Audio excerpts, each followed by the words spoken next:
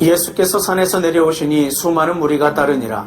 한 나병 환자가 나와 절하며 이르되 주여 원하시면 저를 깨끗하게 하실 수 있나이다 하거늘 예수께서 손을 내밀어 그에게 대시며 이르시되 내가 원하노니 깨끗함을 받으라 하시니 즉시 그의 나병이 깨끗하여진지라. 예수께서 이르시되 삼가 아무에게도 이르지 말고 다만 가서 제사장에게 내 몸을 보이고 모세가 명한 예물을 드려 그들에게 입증하라 하시니라. 예수께서 가버나움에 들어가시니 한 백부장이 나와 간구하여 이르되 주여 내 하인이 중풍병으로 집에 누워 몹시 괴로워하나이다. 이르시되 내가 가서 고쳐주리라. 백부장이 대답하여 이르되 주여 내 집에 들어오심을 나는 감당하지 못하겠사오니 다만 말씀으로만 하옵소서. 그러면 내 하인이 낫겠사옵나이다. 나도 남의 수하에 있는 사람이요 내 아래에도 군사가 있으니 이더러 가라 하면 가고 저더러 오라 하면 오고 내 종더러 이것을 하라 하면 하나이다.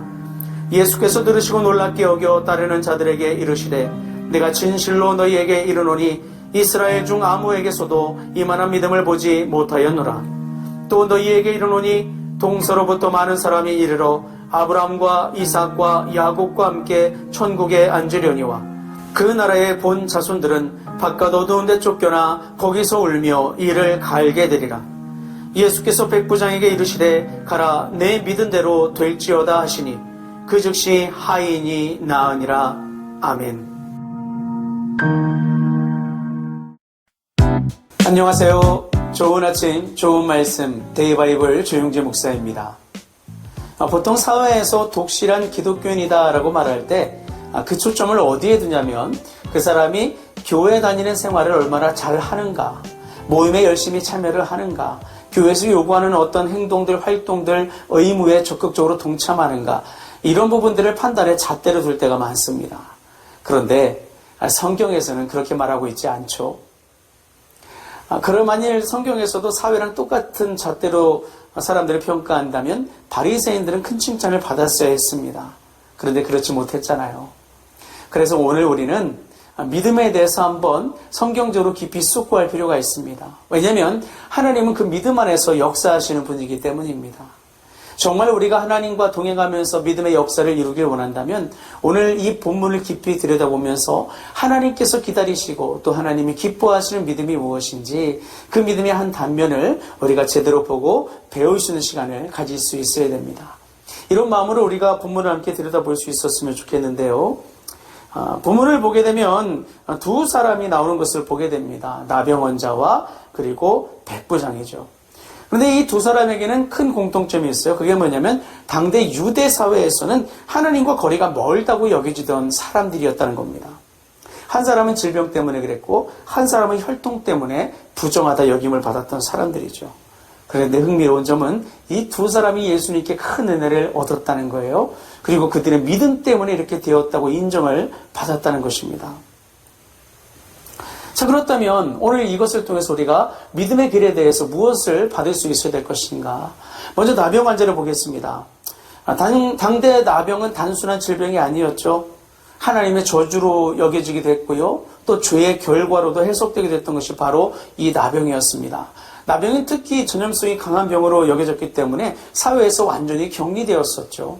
그런데 이 격리가 단순히 육체적인 질병의 전염만을 위해서 그런 게 아니라 영적인 질병도 옮긴다고 생각해서 그들은 그들을 격리를 했었습니다.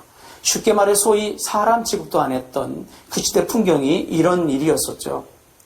그래서 만일 이 나병 환자가 원치 않았는데 멀쩡한 사람과 마주치는 상황이 발생하게 된다면 그는 그 사람이 자기에게 접근해서 해를 당하지 않도록 스스로 부정하다, 부정하다를 외쳐야 됐어요. 그 소리를 외쳐서 사람들이 자신을 보고 나병 환자구나 인지해서 피해가도록 하는 그런 조치였죠. 그걸 하게 될 때 나병 환자 그 사람 처해 있는 상황도 힘든데 자신이 얼마나 비참하고 힘들었을까요? 그렇게 힘든 상황에 처해 있던 사람들이 바로 나병 환자들이었습니다. 이 사람들은 먼저 사람들 앞에 나와도 안 되고 마을에 함부로 들어와서도 안 됐습니다.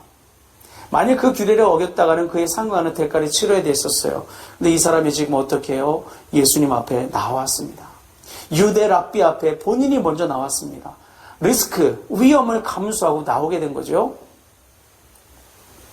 그런데 이 사람이 예수님께 청하는 게 있어서 나왔겠죠. 삶을 새롭게 하고 싶었으니까요. 지긋지긋한 그 삶, 저주받은 것 같은 처참한 삶에서 벗어나고 싶어서 예수님이 소문이 들렸을 때 그것을 붙들고 주님 앞에 나왔어요.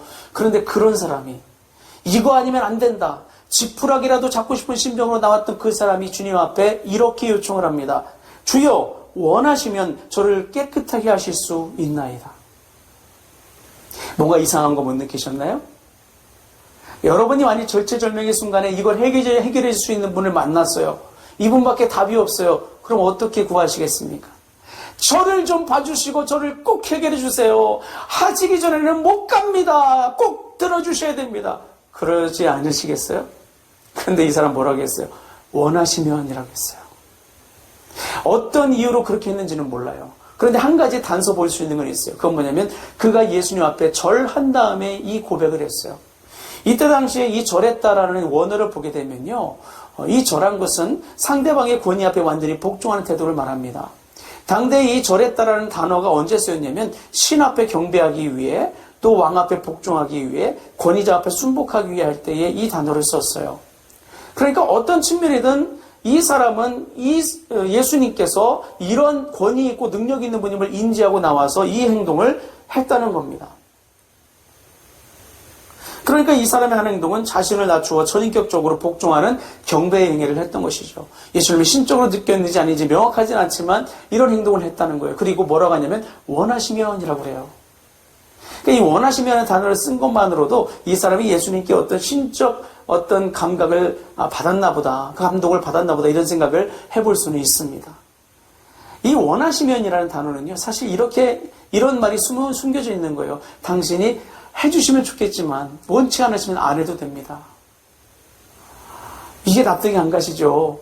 반드시 해야 될 사람이 왜 그랬을까요? 이 절하면이라는 단어가 설명하는 거예요.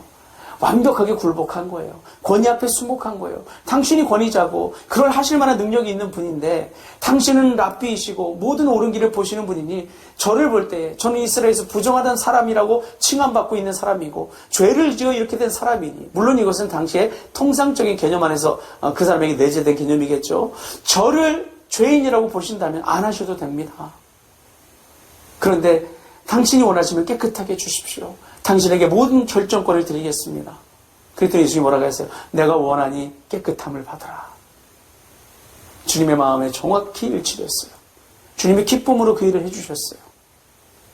여러분 여기서 예수님께서 무엇을 보이고자 하심일까요? 믿음이라는 것은 결정권을 하나님께 드리는 거라는 거예요. 하나님이 뭔가를 하시는데 내 마음에 들지 않는다고 당신 내 하나님이 아니고 하나님이 뭔가를 내게 이끌어 가시는데 내가 원하는 대로 안 풀어진다고 막 때를 쓰며 금식하며 해줄 때까지 나는 아무것도 안 할 거야. 이 태도는 옳은 태도는 아니라는 거예요. 여러분 기도의 응답에는 yes, no, wait, mystery가 있다고 했잖아요. 하나님이 no라고 하신 것도 응답이에요. 하나님이 no라고 하셨다면 그걸 받아들일 수 있는 것도 믿음입니다. 원하시면 안에 그게 담겨 있어요. 이것이 그래서 큰 믿음으로서 그가 깨끗함을 받을 수 있는 믿음으로서 작용을 하게 된 것이죠. 두 번째 백부장을 보겠습니다. 백부장은 이방인이죠. 유대인의 눈으로 보면 구원과 상관이 없는 사람입니다. 그런데 이 백부장이 주님 앞에 나왔습니다. 그리고 하나님 예수님 앞에 문제 해결을 구하는데요. 자신의 문제, 가족의 문제, 자녀의 문제도 아니에요. 하인의 문제예요. 넘길 만한 일인데도 불구하고 하인의 문제를 구해요. 그랬더니 예수님께서 멈춰 주셔서 내가 해줄게 라고 하세요. 왜 예수님께서 해줄게 라고 하셨을까요? 그러니까 예수님은 워낙 사랑과 긍휼이 풍성하신 분이니까 그랬을까요? 그럴 수도 있겠지만 백부장의 태도가 주님이 원하시는 바와 일치하기 때문에 그래요. 나병 환자 때 원하시면이라는 그 말이 여기에도 그대로 이어져 가고 있어요. 주님은 앞서서 산상수훈을 교훈하셨습니다. 산상수훈의 핵심 키워드 중 하나는 긍휼입니다. 인생을 사랑하고 선대하는 긍휼의 정신이 살아있는 세계, 하나님이 원하시는 세계예요. 그런데 유대인도 아닌 이방인 백부장이 긍휼의 마음이 살아있어요. 주님이 이걸 기쁘게 여기시고 이 사람의 사례가 사람들에게 교훈이 되기를 원하셨던 것이죠. 그런데 여기서 충격적인 모습이 계속 이어집니다. 뭐예요? 이 힘 있는 자가 자기 권리가 있는 자가 이 모든 걸 내려놓고 연약한 생명을 위해서 나서는 모습을 보이는데 뭐라고 하냐면 오실 필요 없습니다. 말씀만으로 되실 수 있잖아요. 저 그렇게 들어왔어요. 말씀만으로도 가능하신다는 거 저 들어왔어요. 그러니 말씀만 해주세요. 특히 당신은 유대인이시고 이방인과 접촉해서는 안 되는 분 아닙니까? 이방에게 뭔가를 해서는 안 되는 분 아닙니까? 그러니까 오실 필요 없어요. 말씀만 해주십시오. 당시의 존엄에 당신의 권위에 손상가는 일 저는 원치 않습니다. 예수님은 오히려 위하는 발언을 해요. 주님의 권위를 지켜드리고자 하는 그런 열정을 보여요. 예수님 여기에 탐복하십니다. 내가 이스라엘 안에서 이만한 믿음을 본 적이 없다까지 말씀하시면서 뭐라고 하시냐면 가라 네 믿은 대로 될지어다 라고 하세요. 그리고 하인이 나왔죠. 백부장에서 키워드는 뭐예요? 하나님을 하나님 되시게 한 거예요. 하나님이 계신 그 자리에서 빛나게 해드린 거예요. 쉽게 말해 예수 그리스도의 영광이 드러나게 한 앞에 산상순을 따라서 보게 되면 착한 행실을 한 거죠. 마태복음 5장에 써 있잖아요. 착한 행실을 통해 주의 영광이 드러나게 하실 거라고. 주님이 우리 인생들에게 두신 기초적인 목적이 성취되는 순간, 바로 그것이 이 순간이었어요. 예수님은 백부장의 믿음을 통해서 우리에게 교훈을 주시는 거예요. 그래서 주님이 그 이후에 충격적인 말씀을 하시잖아요. 그 말씀은 어떤 거예요? 동에서부터 서로 사람들이 모여와서 은혜 받을 자와 그렇지 못할 자, 구원받을 자와 그렇지 못할 자를 구분하시는데 못할 자들은 대부분 어떤 사람들이에요? 선민이라고 말하는 이스라엘 사람들이었어요. 거울 속에 빠져있는 그 사람들. 중요한 게 뭔지 모르고 하나님을 하나님 되시지 못하게 하고 자신들의 전통과 기준과 가치에 가둬놓은 그 사람들. 그 사람들보다 여기 오히려 이방인, 믿음으로 고백하는 이 사람이 훨씬 낫다. 이 고백을 하고 계신 것이죠. 그래서 여러분 오늘 우리는 이 남영 환자와 이 백부장을 통해서 공통점을 발견할 수 있는 게 있어요. 그게 뭐냐면 바로 예수님의 자리를 침범하지 않았다는 거예요. 오늘 우리는 급하다고 내가 원한다고 세상에서 성공을 갈망하며 하나님이 원하시는 통치의 방식, 하나님의 계획, 하나님의 때를 침범할 때가 얼마나 많은가요? 그것은 믿음이 아니에요.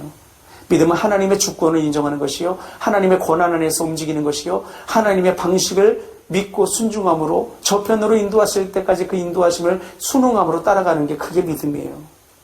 원하시면 또 말씀만으로도 이 안에 살아있는 결정권을 드리는 정신과 권위를 인정하고 그것을 보호하려는 정신, 그것에 따라가려는 정신 여러분 기억하시기를 부탁을 드립니다. 오늘 우리가 이렇게 믿음으로 나아갈 때에 하나님께서 우리 가운데 어떻게 역사하실까요? 생각만 해도 기대가 넘치고 은혜가 클 것은 불을 보듯 뻔한 일입니다. 그래서 주님이 우리에게 요구하시는 믿음은요, 어떤 것이냐? 문제 한가운데 있을 때 주님께 우리의 자리를 내어드리고 또한 주님의 자리를 지켜드리는 태도, 그것이 믿음인 것이 드러납니다. 그래서 여러분 우리가 이 한날을 살아갈 때 삶의 자리에서 주님 앞에 말씀을 드릴 때 주님 이것이 필요합니다 보다도 주님 당신이 주님이십니다, 주님의 뜻대로 행하여 주세요 고백할 수 있는 믿음의 사람으로 살아가실 수 있는 여러분 되셨으면 좋겠습니다. 그 가운데 주님께서 우리 가운데 말씀하실 겁니다. 네가 믿은 대로 될지어다. 기도하시겠습니다. 좋으신 하나님 아버지 감사합니다. 오늘 말씀을 통해 우리가 마땅히 취해야 될 믿음의 정신에 대해서 배우게 됩니다. 오늘 하나님 안에서 우리가 마땅히 가야 될 믿음의 길을 분명히 찾게 하시고 그 믿음 안에서 하나님이 원하시는 길에 서서 하나님 안에서 주님을 인정하고 주님께 결정권을 드리고 주님의 권위에 순복하며 주님의 주권 안에서 살아가는 믿음의 사람이 되어 하나님이 하나님 되심을 드러내며 구주 예수 그리스도와 동행함으로 넉넉히 승리하고 그 믿음대로 되게 하신 하나님의 은혜를 누리는 우리 모두가 될 수 있도록 함께하여 주옵소서. 그런 삶을 살아갈 수 있도록 우리 영성을 깨우시고 믿음과 은사와 능력과 은혜를 더하시고 건강과 또한 여러 물질의 삶의 관계들 또한 모든 환경들 여건들 가운데 주의 은혜로 충만하게 하여 주옵소서. 모든 삶의 자리에 평강이 넘치게 하여 주옵소서. 감사드리며 우리 주 예수 그리스도의 이름으로 기도합니다. 아멘.